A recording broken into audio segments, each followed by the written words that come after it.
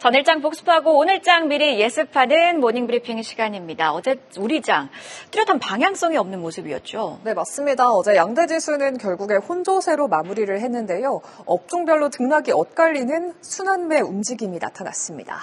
네, 투자 심리가 개선되고 있다는 일부 징조들이 포착되고 있지만 아직 변동성으로 이어질 요소들도 남아 있습니다. 순환매 장세 속 옥석 가리기가 더욱더 중요해진 시장인데 저희와 함께 하시죠. 모닝브리핑 지금 바로 출발합니다.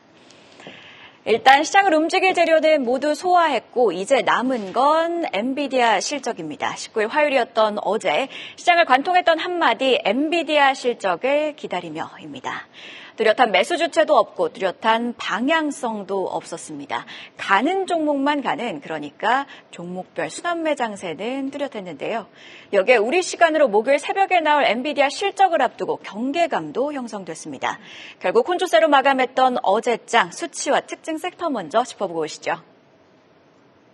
시장을 움직일 만한 이슈가 부재한 가운데 이번 주 엔비디아 실적 발표를 대기하며 눈치 보기 장세가 펼쳐지고 있습니다. 먼저 코스피가 기관 매수세에 힘입어서 소폭 강보합세를 보였고요.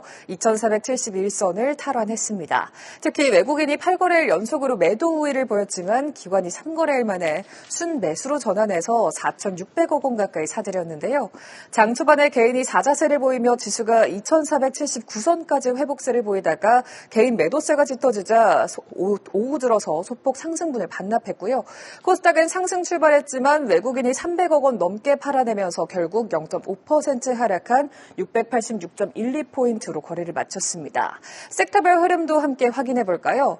지수 변동폭은 그렇게 크지 않았지만 섹터와 업종별로 순환매 움직임이 나타났습니다. 먼저 로봇 섹터가 2.21% 상승했습니다. 트럼프 미국 대통령 당선인이 정부 효율성위원회 수장으로 일론 머스크 테슬라 CEO를 발탁한 가운데 규제 완화와 산업진흥 지원 전망 속에 휴머노이드 로봇 산업에 대한 기대감이 커지고 있습니다.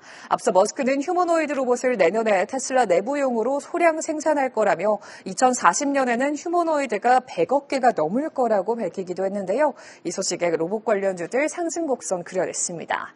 이어서 여행 테마주도 견조했습니다. 중국이 한국인 관광객에게 무비자 입국을 허용하며 여행업계에 모처럼 활기가 돌고 있는데요. 하나투어에 따르면 4일부터 2주간 중국 여행 예약률이 직전 2주와 대비해 30% 이상 증가했고 모두 투어의 중국 여행 상품 예약률은 무려 95% 증가한 걸로 알려졌습니다. 어제 모두 투어에 대한 증권가 목표가 상향 보고서까지 나오면서 두 종목 일제히 상승 랠리 펼쳤습니다. 한편 엔터 섹터도 강했죠.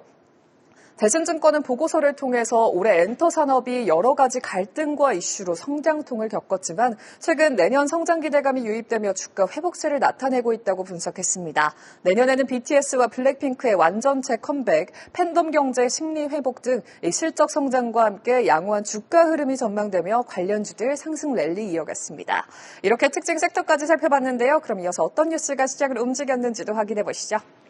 네, 이렇듯 어제는 테마의 날이었습니다. 이런 가운데 크게 밀리며 투자자들을 당황스럽게 만든 종목들이 있습니다. 첫 번째 헤드라인, 바이오 3대장 하락에 밀린 코스닥. 자금 부족에 순환매만 강한 시장으로 잡아봤습니다. 코스닥 바이오 3대장, 그러니까 시가총액이 큰 바이오주들 어제 크게 밀렸습니다. 시총 1위인 알테오젠은 7.7% 하락했고요. 3위인 HLB는 9.9%, 5위인 리가켄바이오는 6.1%나 밀렸습니다. 바이오 3대장이 밀리니 일부 2차 전지주 그리고 엔터주들이 받쳐주는데도 코스닥 지수는 밀릴 수밖에 없었는데요. 세 종목 나란히 코스닥 하락 기여 종목 상위 1, 2, 3위를 차지했습니다.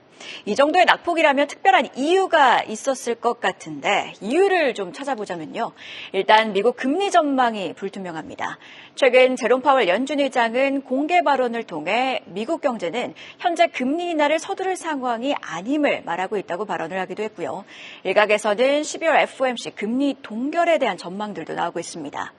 여기에 트럼프 당선인 백신 음모론자의 비만 치료제 회의적인 로버트 F. 케네디 주니어를 보건복지부 장관으로 지명했죠.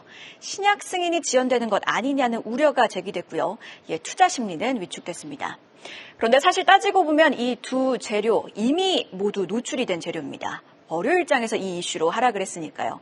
자, 그리고 바이오 대장주들의 펀더멘탈은 그 사이에 전혀 변하지 않았습니다. 특히 알테오젠과 리가켄바이오의 경우 최근 나온 리포트들도 굉장히 긍정적인 편입니다. 신한투자증권은요, 지난주 알테오젠을 두고 이제 바이오 테크 기업이 아니라 파마 기업이라고 평가를 했고요. 12일 있었던 애널리스트 간담회를 토대로 알테오젠이 현재 빅파마 5개에서 6개와 MTA, 즉 물질 이전 계약을 체결하고 계약을 논의 중이라고 밝혔습니다. 리가켄바이오와 관련해서 다울투자증권은요, 의심할 것 없는 기술력이라는 리포트를 통해 내년 다수의 임상 데이터를 발표할 예정이고 임상 성과에 따라 추가 기술 수출 가능성이 있다고 진단을 했습니다. 이렇듯 펀더멘탈은 변하지 않았는데 왜 월요일에 이어 어제도 급락이 나온 걸까요? 범인은 메마른 시장 자금에 있습니다. 월별 일평균 거래 대금을 좀 살펴보시면요. 코스피, 코스닥 합쳐 6월 21조 7천억 원을 찍고 이후 거래 대금은 계속 줄고 있습니다. 10월에는 평균이 15조 원대로 내려가기도 했는데요. 어제 양시장 합산 거래 대금은 16조 3천억 원대로 비교적 적었고요. 예탁금 역시 좀처럼 늘지 못하고 있습니다. 자금이 충분히 돌지 못하다 보니 이렇듯 어느 특정 테마 혹은 업종이 주목을 받으면 기존 종목을 팔고 매수하는 흐름, 즉 수급이 이동을 하게 됩니다. 이 과정에서 주가가 밀리다 보니 기존 종목 보유자들도 당황을 하게 되며 던지게 되는 일종의 악순환도 나타나고 있는 상황인데요. 아직 자금이 온전히 시장으로 돌아오지는 못하고 있는 상황에서 당분간 이런 테마 장세는 불가피할 것으로 보입니다. 그래도 오늘은 바이오주 반등을 기대해 볼 요소가 있습니다. 어젯밤 머크는 공식 홈페이지를 통해 면역 항암제인 키트루다에 알테오젠의 피하주사형 플랫폼을 적용한 키트루다 SC 임상 3상 결과를 발표했는데요. 임상 3상은 성공했고요. 기존 정맥주사와 동등한 수준의 효과를 입증했습니다. 또 머크는 공식적으로 알테오젠과 함께 개발을 했다고 밝히기도 했는데요.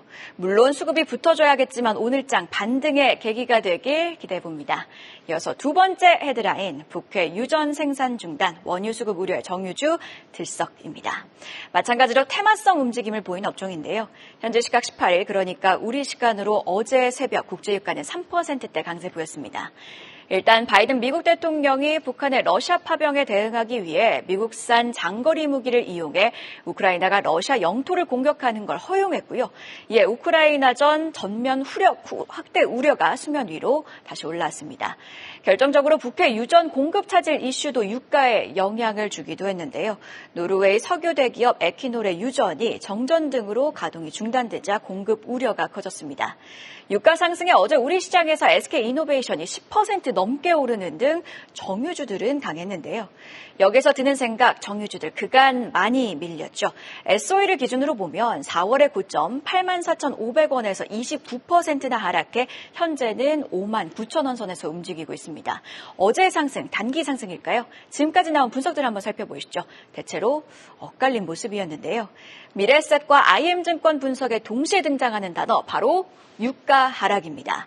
트럼프 집권으로 생산이 늘면 유가 하락은 불가피하다는 의견입니다.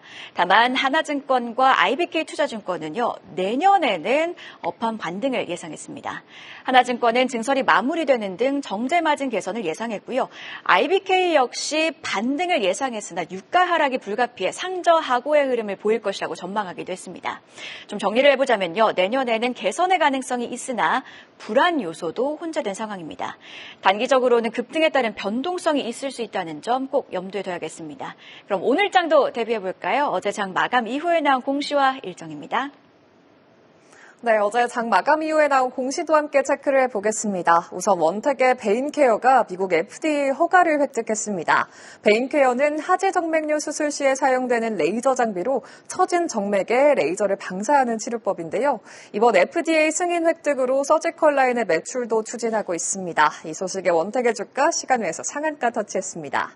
이어서 자화전자는 주가 안정 및 주주가치 제고를 위해 50억 원 규모의 자사주 취득 신탁 계약을 체결했다고 공시했고요. 주가는 시간 외에서 2.74% 상승했습니다.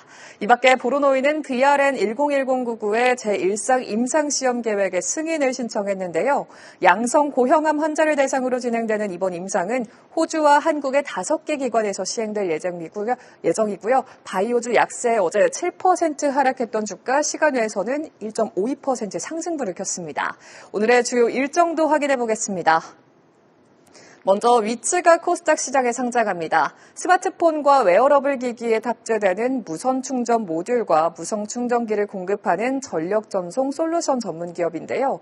글로벌 완성차 업체에도 모바일 무선 충전기를 공급하고 있고 공모가는 희망 범위 상단인 6,400원으로 측정이 됐습니다.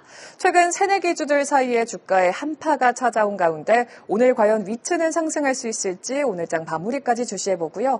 이어서 남양유업이 액면 분할을 마치고 거래를 재개합니다. 지난 10월 열린 주총에서 주식 액면가를 기존 5,000원에서 500원으로 하는 10대 1의 액면 분할을 결정한 바 있는데 20분기 만에 영업이익과 당기순이익 모두 흑자 전환에 성공한 데 이어서 오늘 거래 재개인 오늘 흐름은 어떨지 함께 지켜보셔야겠습니다.